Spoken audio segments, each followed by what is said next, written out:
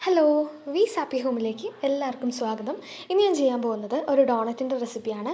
വളരെ ഈസി ആയിട്ടും പിന്നെ ടേസ്റ്റി ആയിട്ട് നമുക്ക് ഉണ്ടാക്കാവുന്നതാണ് കേട്ടോ. കുട്ടികൾക്ക് പോലും ഉണ്ടാക്കാം. ഞാനിവിടെ എഗ്ലെസ് ആയിട്ടാണ് ചെയ്യുന്നത്. മുട്ട ചേർത്തും ചെയ്യാവുന്ന ഒരു രീതിയും കൂടെ ഞാൻ പറഞ്ഞു തരുന്നുണ്ട്. അപ്പോൾ എങ്ങനെയാണെന്ന് നോക്കാം.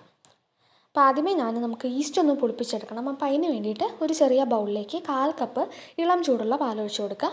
അതിലേക്ക് 2 ടേബിൾ സ്പൂൺ പഞ്ചസാര, 1/2 ടീസ്പൂൺ ഇൻസ്റ്റൻറ്റ് ഡ്രൈ ഈസ്റ്റ്, ഇതെല്ലാം കൂടെ ചേർത്തിട്ട് നന്നായിട്ടൊന്ന് മിക്സ് ചെയ്തെടുക്കുക. പാലിന് ചൂട് കൂടി പോരുത്, ഈച്ച ചത്തുപോകും. ഇനി നമുക്കിതൊരു 10 തൊട്ട് 15 മിനിറ്റ് വരെ ഒന്ന് അടച്ചു വെച്ചിട്ട് റെസ്റ്റ് ചെയ്യാനായിട്ട് മാറ്റി വെക്കാം. ഇനി കുറച്ച് ഹൈറ്റുള്ള ഒരു ബൗളിലേക്ക് 2 കപ്പ് അരിച്ചു വെച്ചിരിക്കുന്ന മൈദ, 1/4 ടീസ്പൂൺ ഉപ്പ്, 4 ടേബിൾ സ്പൂൺ പഞ്ചസാര. പഞ്ചസാരയുടേത് വലിയ ക്രിസ്റ്റൽസ് ആണെങ്കിൽ നിങ്ങളൊന്ന് പൊടിച്ചെടുക്കണം, ചെറിയ ക്രിസ്റ്റൽസ് ആണെങ്കിൽ കുഴപ്പമൊന്നുമില്ല കേട്ടോ. ഇതൊന്ന് മിക്സ് ചെയ്തെടുക്കാം. ഇപ്പോൾ ഒരു 10 മിനിറ്റ് കഴിഞ്ഞിട്ടുണ്ട്. ഈസ്റ്റിൻ്റെ മിക്സൊക്കെ പൊളിച്ച് വന്നിട്ടുണ്ട്. അപ്പം നമുക്കിത് മൈദയിലിട്ട് ഒഴിച്ചു കൊടുക്കാം. ഒഴിച്ചു കൊടുത്തിട്ട് നന്നായിട്ടങ്ങ് മിക്സ് ചെയ്തെടുക്കുക. നിങ്ങൾ ഇൻസ്റ്റൻറ്റ് ഡ്രൈ ഈസ്റ്റാണ് എടുക്കുന്നതെന്നുണ്ടെങ്കിൽ ഡയറക്റ്റായിട്ട് മൈദയിലിട്ട് കൊടുത്താലും കുഴപ്പമൊന്നുമില്ല. പിന്നെ ഞാനങ്ങ് പൊളിപ്പിച്ചെടുത്തതേ ഉള്ളൂ കേട്ടോ. ഇതുപോലെ ഇളക്കി മാക്സിമം കട്ടകൾ കളഞ്ഞെടുക്കുക. അതാകുമ്പോൾ വെള്ളം ഒഴിച്ച് കുഴയ്ക്കുമ്പോൾ ഈസി ആയിരിക്കും. ഞാൻ പകുതി വെള്ളം പകുതി പാൽ എന്നുള്ള ഒരു അളവിലാണ് കേട്ടോ കുഴച്ചെടുക്കുന്നത്.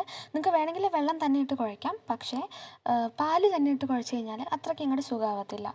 വെള്ളത്തിനും പാലിനും പകരമായിട്ട് ഒരു മുട്ട ചേർത്ത് കൊടുക്കാം. മുട്ട ചേർക്കുമ്പോൾ വാനില എസൻസ് ചേർക്കണം, അതല്ലെങ്കിൽ മുട്ടയുടെ സ്മെല്ല് വരും. ഞാൻ 2 രീതിയിലും ചെയ്തിട്ടുണ്ടായിരുന്നു. മുട്ട ചേർത്തും ചെയ്തിട്ടുണ്ട്, മുട്ട ചേർക്കാതെയും ചെയ്തിട്ടുണ്ട്. ടേസ്റ്റ് രണ്ടും ഈക്വൽ ആയിരുന്നെങ്കിലും ആ ഒരു കറക്റ്റ് ടെക്സ്ചറിലും പിന്നെ ഇതിലൂടെ ഫ്ലഫി ആയിട്ട് വന്നത് മുട്ട ചേർക്കാണ്ട് ചെയ്തപ്പോഴാണ് കേട്ടോ. അതുകൊണ്ടാണ് ഞാൻ ആ രീതിയിൽ ഇപ്പോൾ ചെയ്യുന്നത്. പിന്നെ വെള്ളമാണെങ്കിലും പാലാണെങ്കിലും നിങ്ങൾ ഒഴിച്ചു കൊടുക്കുമ്പോൾ ചെറു ചൂടോടുകൂടി ഒഴിച്ചു കൊടുക്കാനായിട്ട് ശ്രദ്ധിക്കുക. ചൂട് കൂടി പോകരുത്. പിന്നെ പല മൈദയും വെള്ളം അബ്സോർബ് ചെയ്യുന്നത് വേരിയഡ് ആയിരിക്കും. അപ്പോൾ അതൊന്ന് നോക്കിയിട്ട് ഒഴിച്ചു കൊടുക്കാം കേട്ടോ. ഇപ്പോൾ മാവ് നന്നായിട്ട് കുഴച്ചെടുത്തിട്ടുണ്ട്. ഇനി ആ ഒരു പാത്രത്തിൽ തന്നെ ഒരു 10 മിനിറ്റ് ഒന്ന് അടച്ചു വെച്ചിട്ട് റെസ്റ്റ് ചെയ്യാനായിട്ട് വെക്കുക. ഇപ്പോൾ ഒരു 10 മിനിറ്റ് കഴിഞ്ഞിട്ടുണ്ട്. നല്ല സോഫ്റ്റ് തന്നെയാണ്, ഡ്രൈ ആയി പോയിട്ടൊന്നുമില്ല. അപ്പോൾ ഇതിലേക്ക് നമുക്ക് 1/2 ടേബിൾ സ്പൂൺ റൂം ടെമ്പറേച്ചറിലുള്ള ബട്ടർ ചേർത്ത് കൊടുത്തിട്ട് നന്നായിട്ടൊന്ന് മിക്സ് ചെയ്തെടുക്കുക. നന്നായിട്ടൊന്ന് കുഴച്ചെടുക്കുക കേട്ടോ. ബട്ടർ എപ്പോഴും ഒരു 10 മിനിറ്റ് കഴിഞ്ഞിട്ട് ചേർത്ത് കൊടുക്കുന്നതാണ് നല്ലത്. ഇനി ഇത് ഒരു ബോൾ ഷേപ്പിലാക്കിയിട്ട് നമുക്കൊരു 2 മണിക്കൂറിലേക്ക് റെസ്റ്റ് ചെയ്യാനായിട്ട് വെക്കണം. അപ്പോൾ പാത്രത്തിൻ്റെ ബേസിൽ ഓൾറെഡി ബട്ടറിൻ്റെ അംശമുള്ളത് കാരണം ബേസിൽ ഞാൻ ഓയിൽ പറ്റുന്നില്ല. മുകൾ വശത്തായിട്ട് കുറച്ച് ഓയിലൊന്ന് സ്പ്രെഡ് ചെയ്ത് കൊടുക്കുകയാണ് കേട്ടോ. നിർബന്ധമില്ല. ഡ്രൈ ആയി പോകാതിരിക്കാനായിട്ട് ഒരു നനഞ്ഞ തുണി വെച്ചിട്ട് കവർ ചെയ്തെടുത്താൽ മതി. ഇനി ഇത് നമുക്കൊരു 2 മണിക്കൂറിലേക്ക് റെസ്റ്റ് ചെയ്യാനായിട്ട് വെക്കാം. ഇനി നമുക്ക് ഡോണറ്റിൻ്റെ മുകളിൽ ഡിപ്പ് ചെയ്യാനായിട്ടുള്ള ചോക്ലേറ്റ് സോസ് റെഡിയാക്കി എടുക്കണം. അപ്പോൾ അതിന് വേണ്ടിയിട്ട് ഞാനൊരു സോസ് പാനിൽ പകുതിയോളം വെള്ളം വെച്ചിട്ടുണ്ട്. അതിൻ്റെ മുകളിൽ ഇതുപോലൊരു ബൗൾ ഇറക്കി വെച്ച് കൊടുക്കുക. അതിലേക്ക് 1/2 കപ്പ് പാൽ, 6 ടേബിൾ സ്പൂൺ പഞ്ചസാര, 4 ടേബിൾ സ്പൂൺ കൊക്കോ പൗഡർ ഇത് ചേർത്തിട്ട് നന്നായിട്ടൊന്ന് മിക്സ് ചെയ്തെടുക്കണം. കൊക്കോ പൗഡർ കുറച്ചായിട്ട് ചേർത്ത് കൊടുത്തിട്ട് ഒന്ന് മിക്സ് ചെയ്തെടുക്കാം കേട്ടോ. ഇത് നിങ്ങളുടെ കയ്യിൽ ഡാർക്ക് ചോക്ലേറ്റോ വൈറ്റ് ചോക്ലേറ്റോ ഉണ്ടെങ്കിൽ നിങ്ങൾ അതൊന്ന് മെൽറ്റ് ചെയ്തെടുത്താൽ മതി. അത് തന്നെയാണ് എപ്പോഴും നല്ലത്. എൻ്റെ കയ്യിൽ അത് ഉണ്ടായിരുന്നില്ല, അതുകൊണ്ടാണ് ഞാൻ ഈ രീതിയിൽ ചെയ്യുന്നത് കേട്ടോ.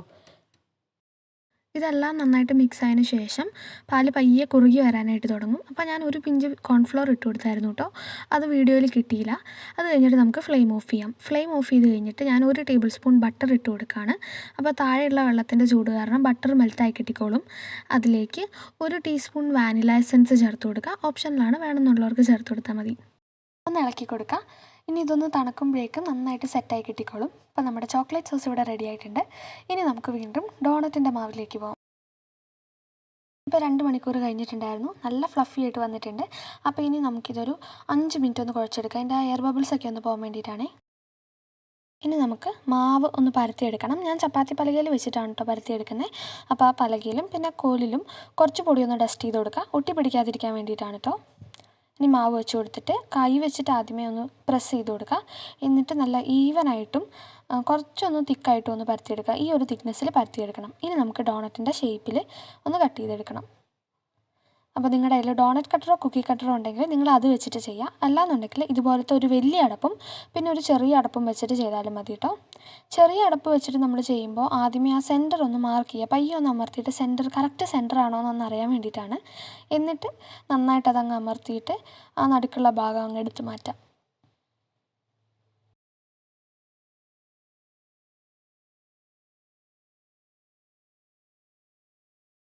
ഇപ്പോൾ നമുക്ക് കറക്റ്റ് ഡോണറ്റിൻ്റെ ഷേപ്പിൽ കിട്ടിയിട്ടുണ്ട്. ഇതുപോലെ തന്നെ ബാക്കിയുള്ളതും ചെയ്തെടുക്കുക.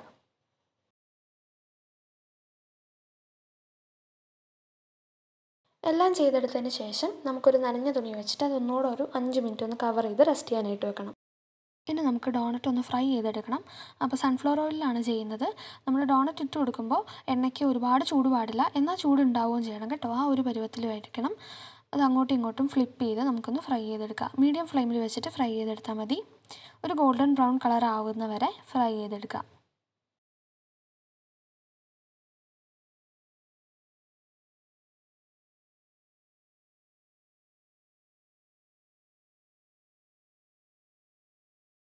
ഇപ്പോൾ നമ്മൾ ഡോണറ്റ്സ് എല്ലാം ഫ്രൈ ചെയ്തെടുത്തിട്ടുണ്ട്.